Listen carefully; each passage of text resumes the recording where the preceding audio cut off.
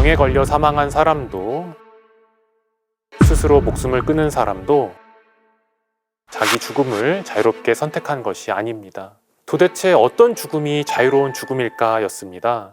자라투스트라는 자유로운 죽음이란 본인이 원할 때 찾아오는 것임을 강조합니다. 이러한 이유로 니체는 자살 옹호론자라는 비난을 받곤 합니다. 죽음 자체는 끔찍하고 괴로운 일이죠. 그렇다면 어떻게 해야 죽음을 아름답게 볼 수 있을까요?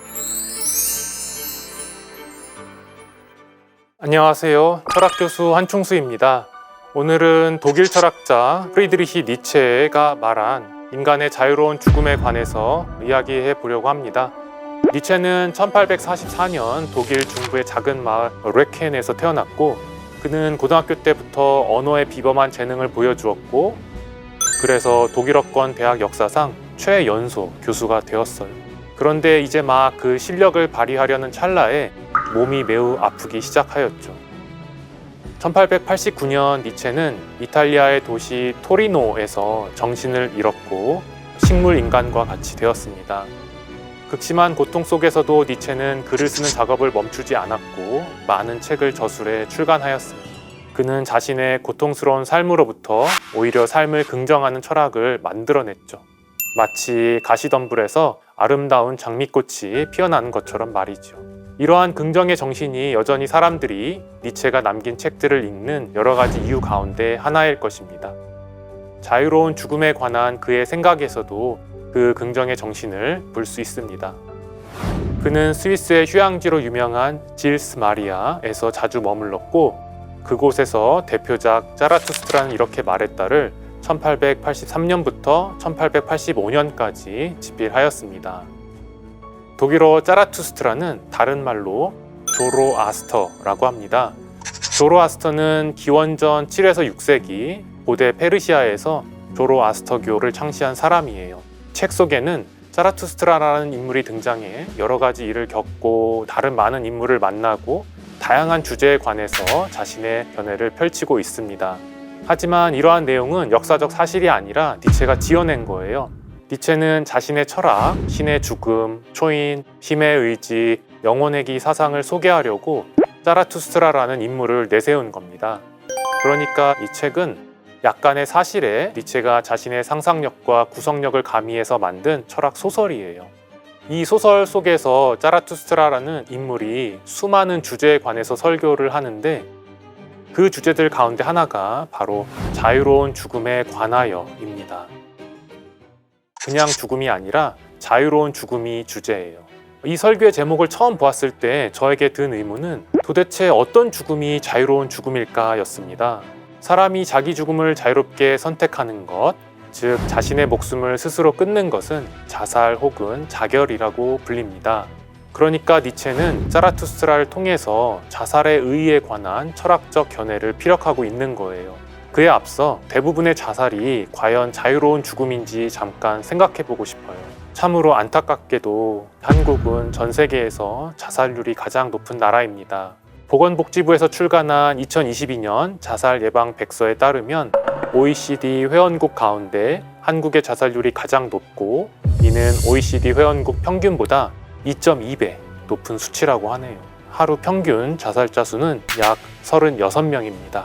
매시간 1.5명의 사람이 스스로 목숨을 끊고 있는 것이죠. 그런데 이들이 자유로운 상태에서 그러한 판단을 내릴까요?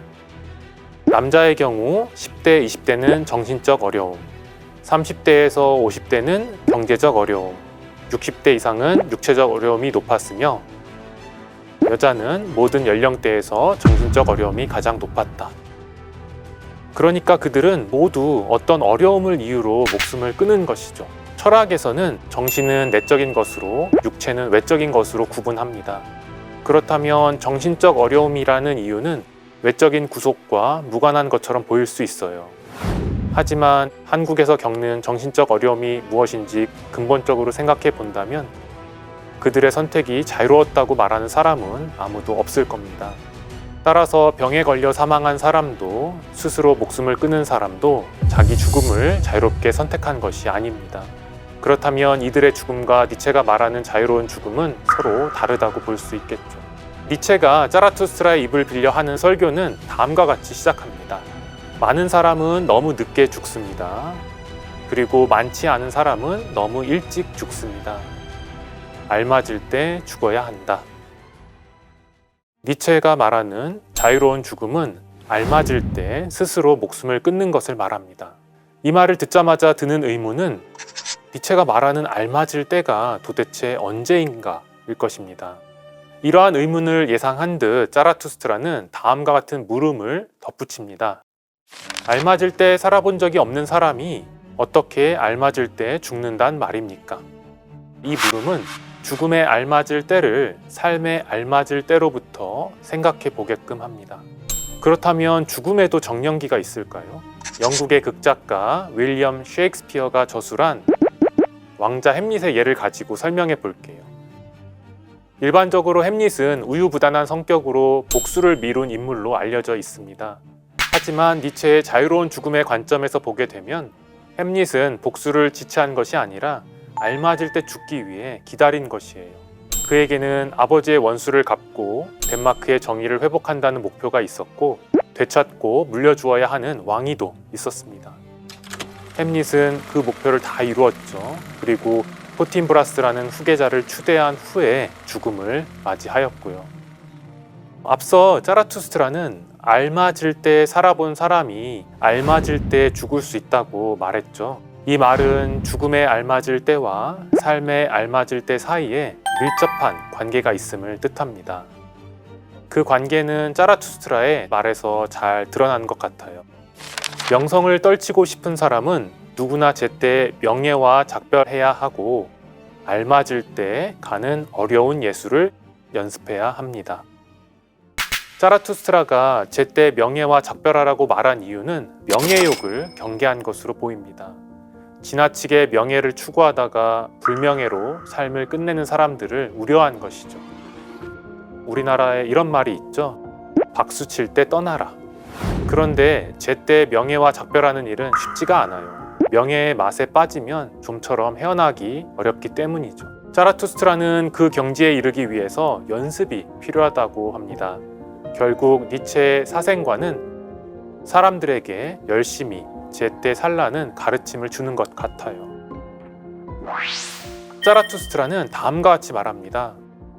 모든 사람이 죽는 것을 중요하게 여깁니다. 하지만 죽음은 아직 축제가 아닙니다. 인간들은 가장 아름다운 축제를 어떻게 성스럽게 할지를 아직 배우지 못하였습니다. 이 말은 죽는 일이 누구에게나 진지한 일이지만 아직 축제의 경지에 다다르지는 못하였음을 뜻합니다. 축제는 당연히 장례식과 거리가 멉니다. 그런데 예외적으로 약간 분위기가 밝을 때도 있습니다. 어떤 사람이 복을 누리고 오래 살다가 별다른 고통 없이 임종하면 호상이라고 말하죠. 그러니까 그 사람의 죽음은 좋은 죽음입니다. 자라투스트라가 죽음을 가장 아름다운 축제라고 말한 이유를 짐작해 보겠습니다. 저는 이 말로부터 니체의 운명의 개념을 떠올렸어요. 니체는 이 운명이라고 한 개념을 이렇게 설명합니다. 저는 모든 것에 있는 필연적인 측면을 아름답게 보는 법을 점점 더 배우려고 합니다. 그렇게 저는 모든 것을 아름답게 만드는 사람 중에 한 명이 됩니다. 운명이여 이제 나의 사랑이 되소서. 여기서 운명애로 번역된 원문은 아모르 파티입니다.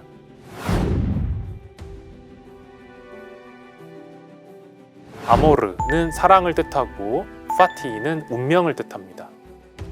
운명에 대한 니체의 설명에서 운명에 해당하는 부분은 모든 것에 있는 필연적인 측면이고 사랑에 해당하는 부분은 그 필연적인 측면을 아름답게 보는 일입니다.